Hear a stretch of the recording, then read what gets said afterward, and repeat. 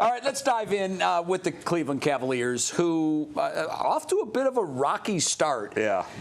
Most of the odds-on favorite guys said the Cavs are going to represent the East in the NBA Finals. Why? Well, because the Knicks aren't there yet, and the Celtics are banged up. And they've lost to the Knicks, and they've lost to the Celtics.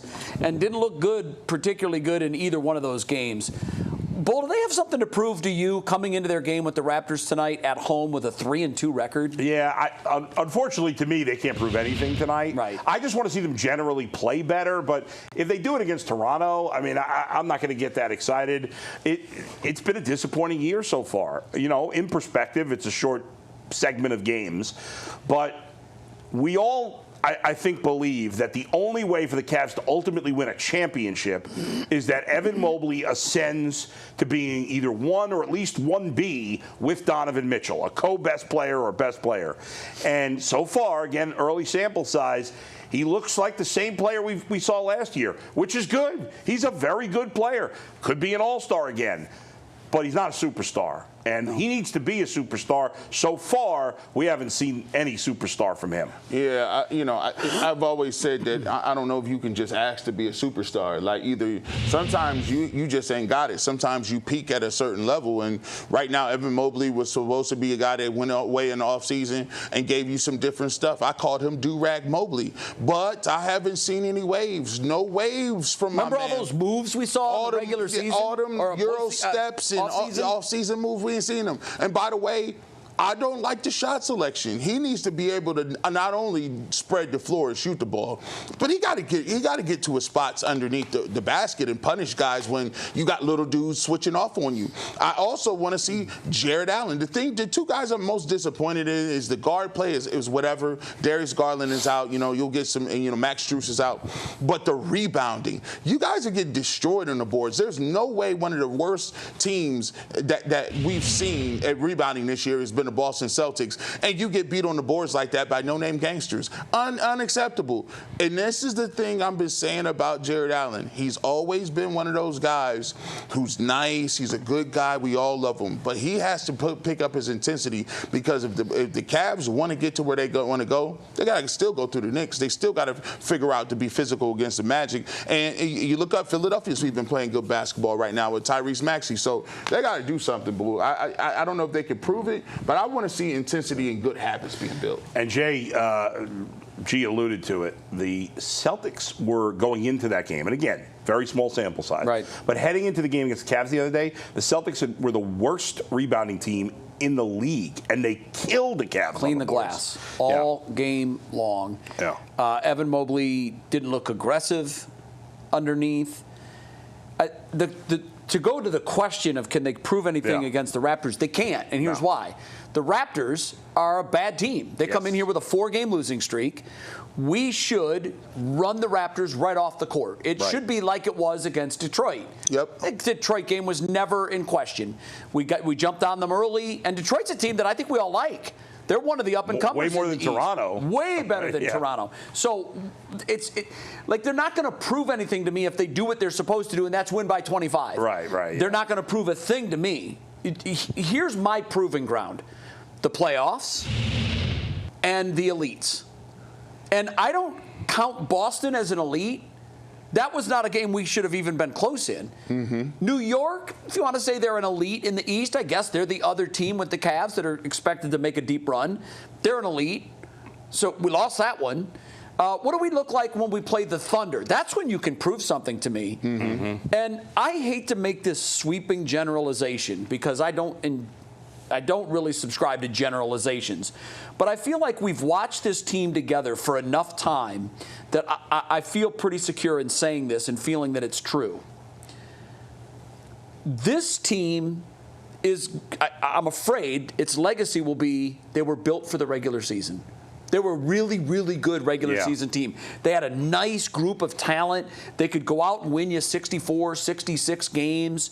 They ran most of the teams that they played off the court. They split their games with the really, really good teams, but they never really won the big games against the good teams. And I'm afraid that is tied to who they are. if you look at the ingredients to the cake, baked in this team's DNA, is they're nice, likable guys. Yeah. And that's good in the community, and that's nice for the fans to say, God, that Jared Allen, what a dude, man. Look at him. He's reading his 8th book this month. That's cool. But I need dogs in April and May. I'm curious. And June. This is a little out of left field, but I'm just curious what you guys think. This era of Cavs basketball is not over, so there's still a lot to prove or to results to happen. But as of this moment, would you take this group of Cavs or the Price, Doherty, Larry Nance Cavs? Well, because they didn't go anywhere in the playoffs either. No, they didn't. Deal with Michael Jordan. But they had to go through Jordan. Yeah. Jordan hit the shot over Elo that was called the shot. I would have to take. The only reason I would take this group. That's a good one, Bull. I would take this group is because I think they have the best player. Donovan Mitchell is by far the best player out of those two groups of teams, and I think if you had him, you could basically lean on him to get you some games that you wouldn't. But playing as a team, I actually believe that the older Cavs played better schematically as a team.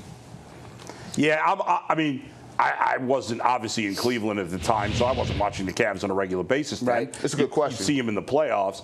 Revisionist history, thinking back, I remember thinking of that team, again, with no rooting interest as that's a nice team. I liked watching that team play, whereas I'm frustrated by this team. Now, I'm in the weeds with this team, and I wasn't with that team. Well, I can tell you as someone who very much was in the weeds with both. Of my sports fandom during that era. And I'm probably partial to that group just because I got to know and work with Brad Doherty for many years, and I love Brad. But it's a really tough one. But I would say this group. Yeah. I would say I want this group because I think that only half of the hay is in the barn. Yeah, I fair. do think that look, they can salvage this next year, this year, 3 years from now. More time, yeah. They're young, they're built to last, the contracts are favorable. I think they've got all the pieces. They just have to figure out how they work together as a machine. Yeah. But I think if I had 2 feet to fire, I would say give me this group. Also, your point's a good one. They've got the best player Donovan's of that the best group. player, yes. I mean, Doherty was a great player. Mark Price was one of the most underrated players, I think, in my lifetime. Man, Mark Price was good. And if he played in today's game, with the way everybody jacks up threes, he would be a premier player today. But yeah, give me this group. Hopefully, they've got to do something in April and May. Yeah, that's what it comes and hopefully down to, get to June. But so far, they've been a huge disappointment in the playoffs. No doubt. All right, I started the show by saying tonight is the beginning of one of the biggest sporting events on the calendar every year. And if you don't know what I'm talking about, where have you been? It's the NBA Cup. This thing tips off tonight. I mean, you can almost feel the excitement in the room about this. You're going to get a special floor at the games. Yeah, that's right. You're going to get special uniforms. It's clear that teams really get up for these games, and this means a lot to them. Last year, the Bucks won it. The year before that, the Lakers won it. Neither team won more than one playoff game last year. Right. It certainly hasn't translated to the big picture success. Mm-hmm. Do you guys care at all about the NBA Cup? Absolutely not. Absolutely not. I couldn't care less. The only way I would care is if the NBA Cup had an automatic playoff bid attached to it. Ooh.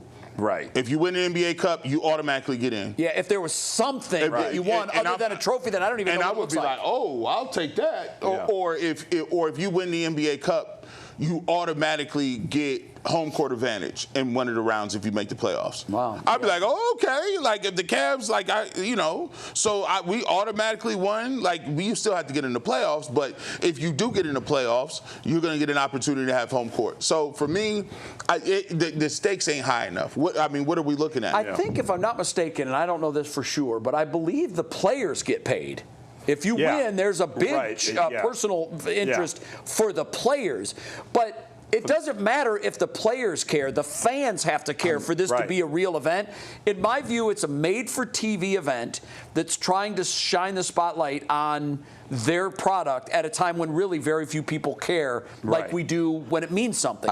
So they tried to create this playoff. I don't even know how they work. I don't know how the playoffs work. Yeah. And if the fan doesn't understand the structure, and I've watched it for 2 or 3 years, however long it's been going on, and I'm like, oh, in the middle of the season, they've got a cup game?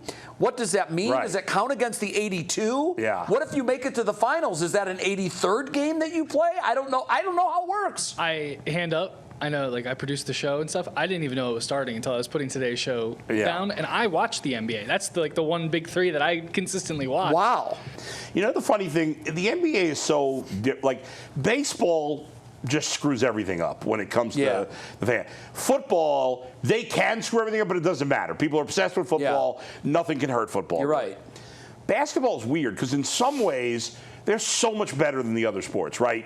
They are the best in social media. Yep. Yeah, they own They're that. the best at promoting their players. Yep. Like, they have the best relationship between ownership, or really Adam Silver, and the players is way stronger than in the other sports. The commissioner and the players hate each other. And playoff basketball, to me, playoff basketball is the highest elevate. I mean, the way they play guys just make everything easy. But their thoughts on like how to improve the regular season, like I'll give baseball credit because, as I said, they do everything wrong. But all the changes they've made in recent years to baseball have helped. Oh, they've been even if you don't like tremendous. them personally, they've helped. Look at the Cup. I mean, we care now about the World Baseball Classic. Right, but why does that hit in the NBA? Why does that hit? Well, because it's patriotism. I'm glad you asked that, because the next question is there anything they could do to make you care about this?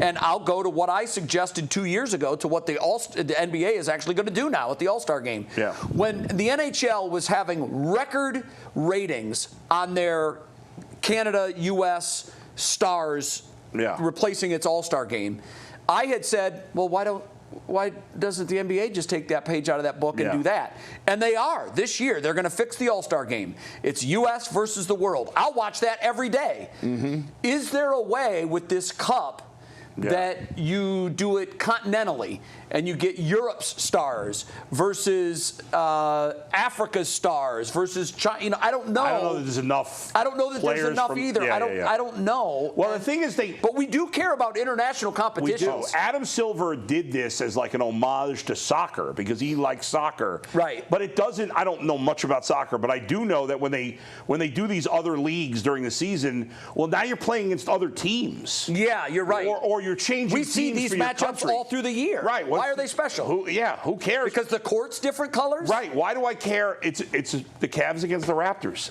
That's the way I look at it. Yeah, I mean, and even if they win, I won't know what that means for their chances to make the Cup Finals. And I don't even know like if the Cavs were playing the champions of the Spanish League, would we be excited about that? Maybe more so than this. At least it'd be interesting. Yeah, I guess.